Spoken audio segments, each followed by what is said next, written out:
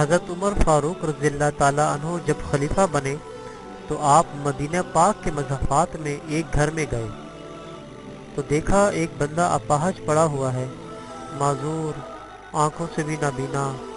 حضرت عمر رضی اللہ تعالیٰ عنہ نے جلدی جلدی اس کے گھر کی صفائی کی، بستر صاف کیا، اپنے گھر سے کھانا بنوا کر جا کر اس شخص کے منہ میں لقمہ ڈالا تو وہ بڑبڑا اٹھا اور کہا، مجھے پتہ لگ گیا ہے کہ ابو بکر اس دنیا سے چلے گئے۔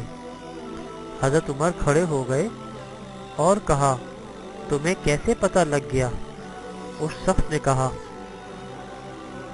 2 سال سے روزانہ صدیق اکبر میرے گھر تشریف لاتے، میرے کپڑے دھوتے، گھر کی صفائی کرتے، کھانا بھی کھلاتے۔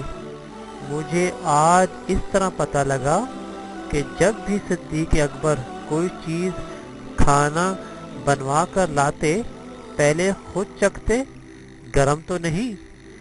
آج آپ نے میرا منہ جلایا ہے، اس کا مطلب ہے صدیق اکبر نہیں ہے۔ 2 سال تک عمر رضی اللہ تعالیٰ عنہ کو بھی نہ پتہ لگا کہ صدیق اکبر کس کی خدمت کرتے رہے۔